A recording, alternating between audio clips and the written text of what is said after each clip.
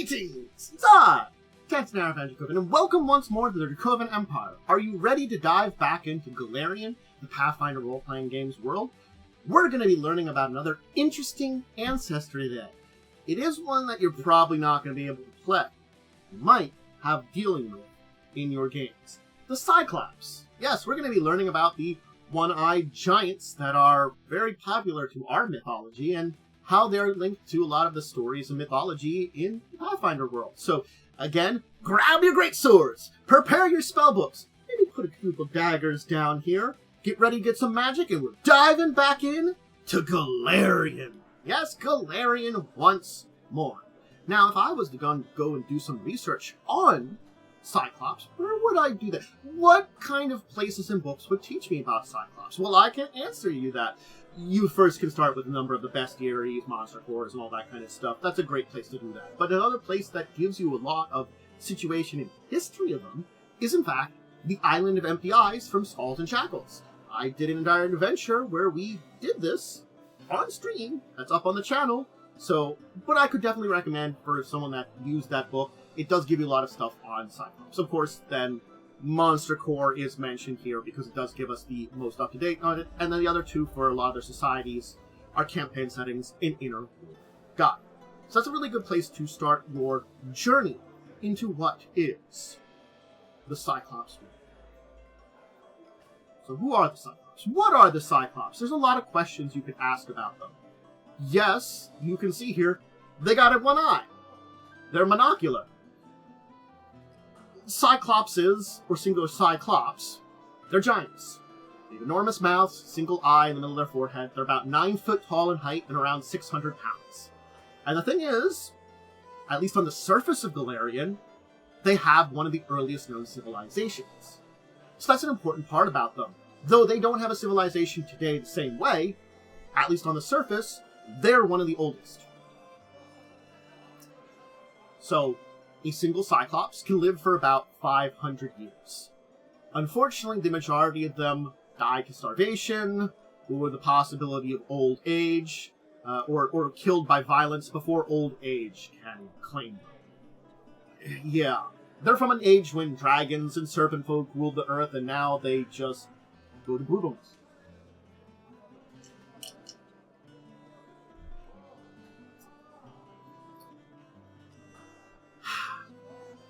There are some exceptions, though. Prophets amongst them are usually protected and nurtured by others. They're seen as so important. They're voracious eaters. They consume more than 100 pounds of food per day. Because of this, majority of them live alone. And multiple Cyclops in the same area can starve themselves. They can be deprived of food. They eat almost anything, but prefer meat. A starving one becomes single-minded and even more bestial in his pursuit of food, while well-fed ones will be surprisingly erudite, and most often will maintain a stable larder.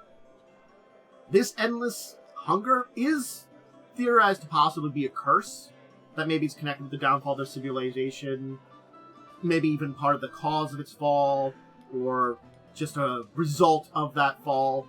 The exact details of it is very hard to say. Again, we generally know why their civilizations fell, but a lot of what happened there is kind of lost to history, which we'll talk about in a minute. Now, a good thing to note is their eye actually consumes about as much energy as their brain does. A jutting brow protects the arteries that feed it. They lack depth perception, but they can see much farther and in much darker conditions than humans, and it's a source of precognition. A great Cyclops can see someone or something's entire fate with a glance. Though unfortunately today your average Cyclops can maybe see into the future for a few seconds with great difficulty. The precognition that once was great amongst their people has all but faded to a few. The Cyclops nations that once ruled much of the area during the Age of Legend before the rise of Aslan were found in Casmaron, Bastion, and Garun. Their true seat of power was Golarion, which had territories from out the Shackles to the Soddenlands, Mitigulti Isle, around that entire area.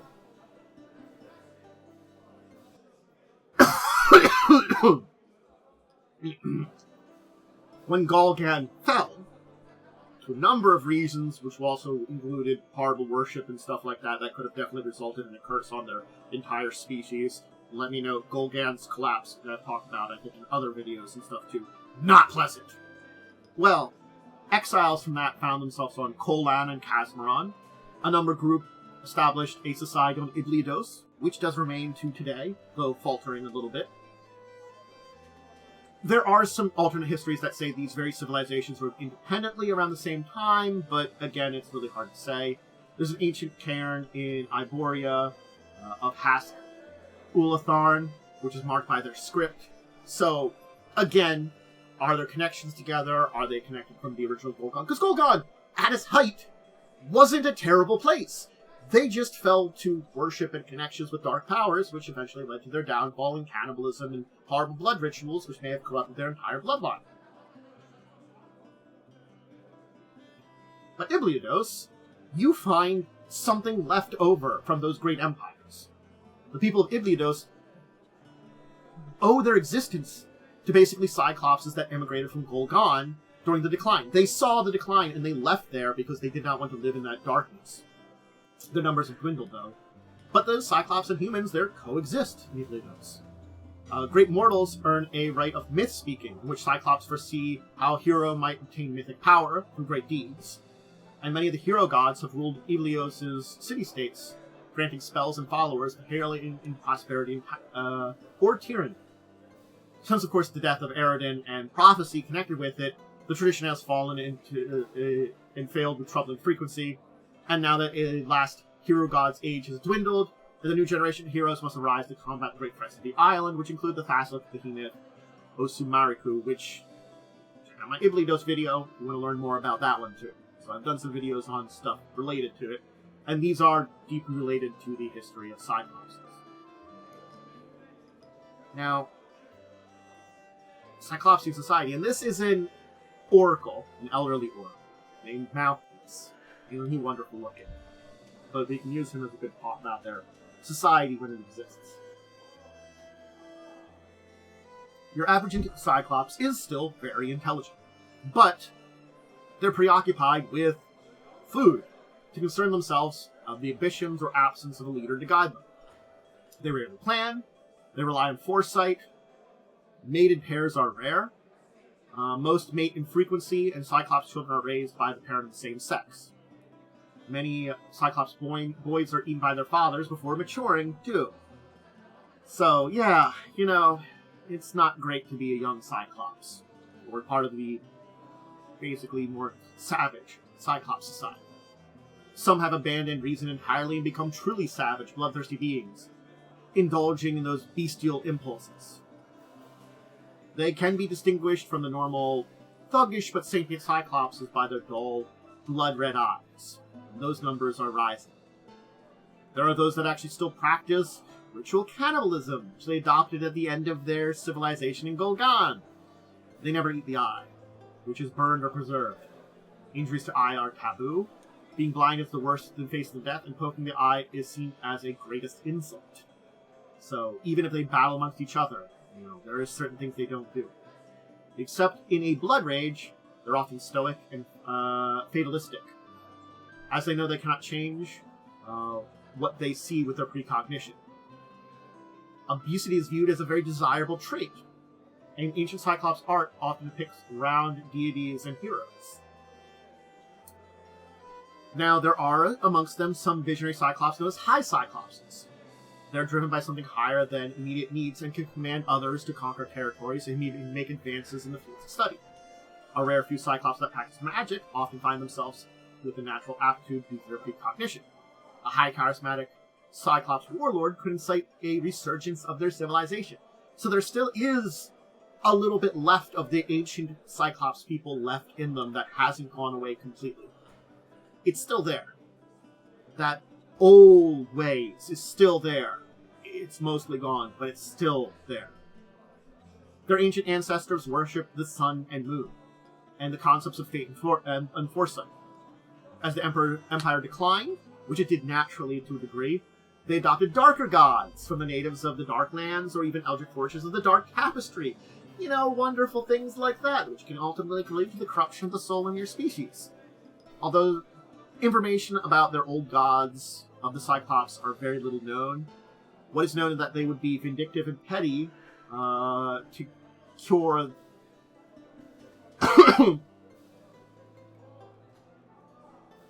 But basically, they would be a little vindictive and petty to the current Cyclopses because of their neglect.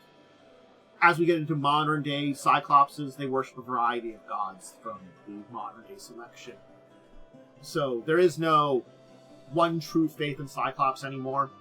Their old ways are gone. Even the dark worship is mostly gone, save for a few.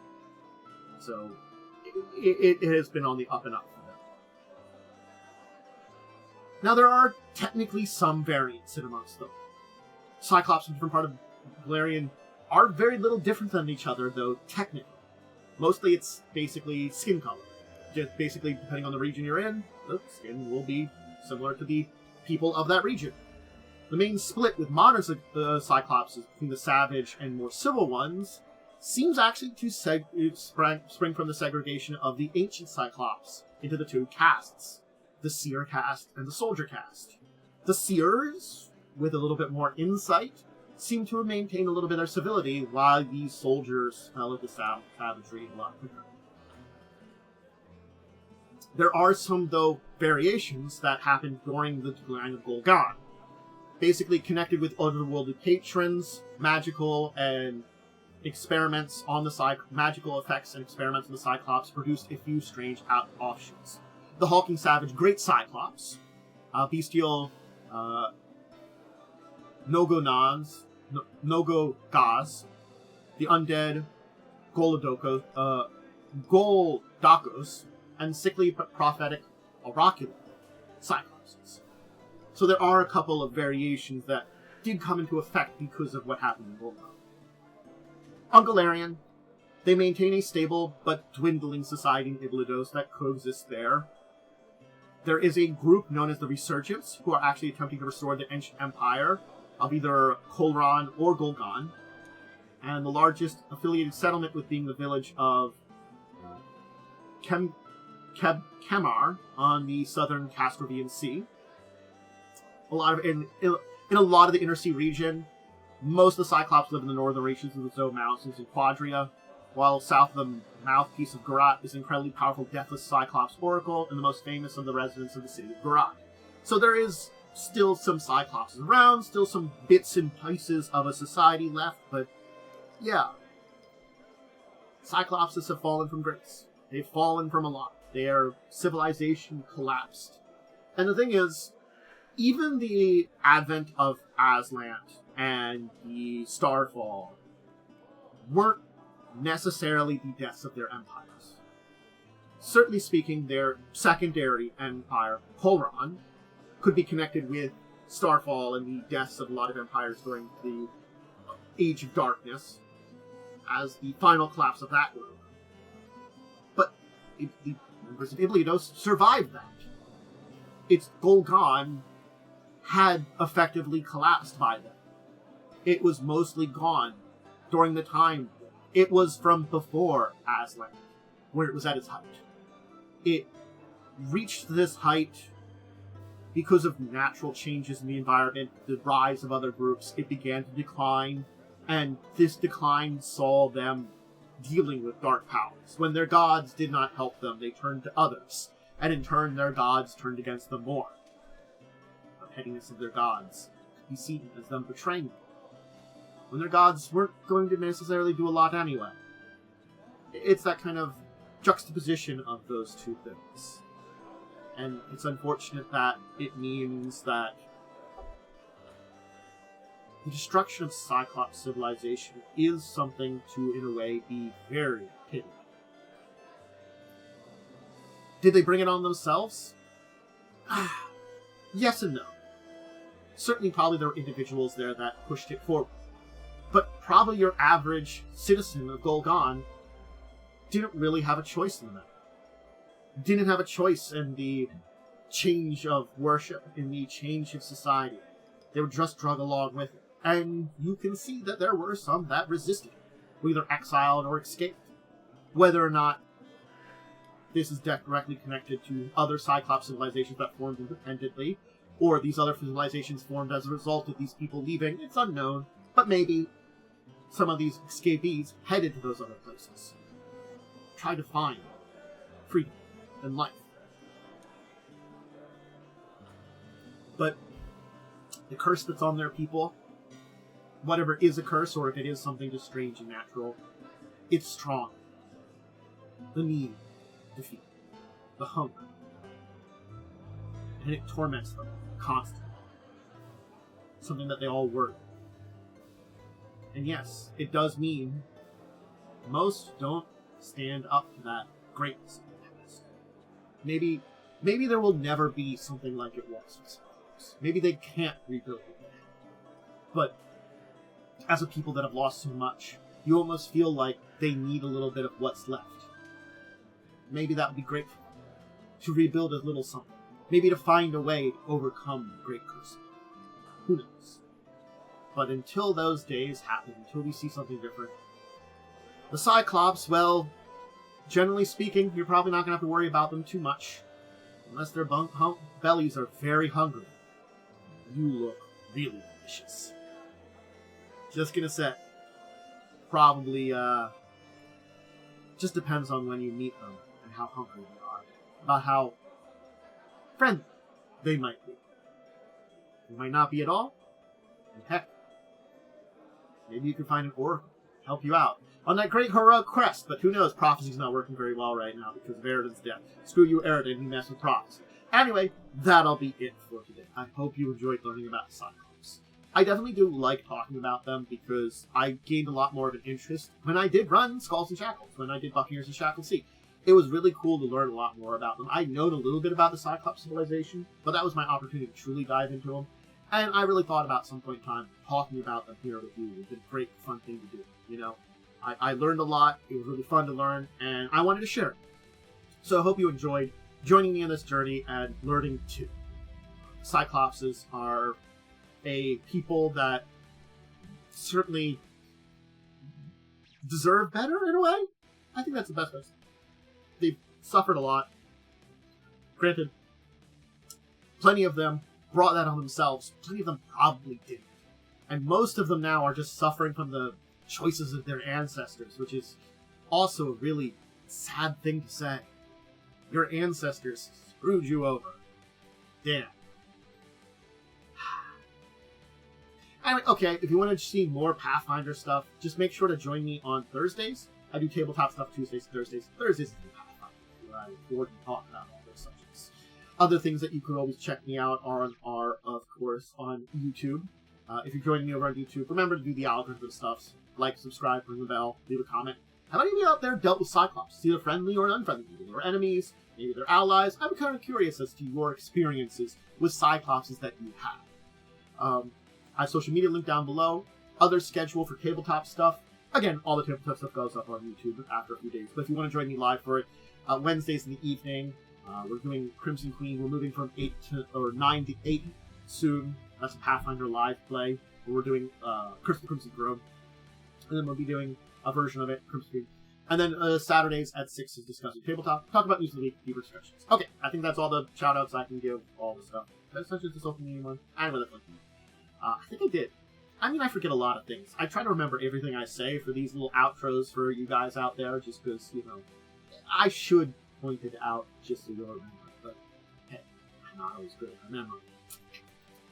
Anyway, I hope you did enjoy, and we're going to talk about more Pathfinder topics in the future. I love diving into Golarion. It's got some really cool, interesting lore.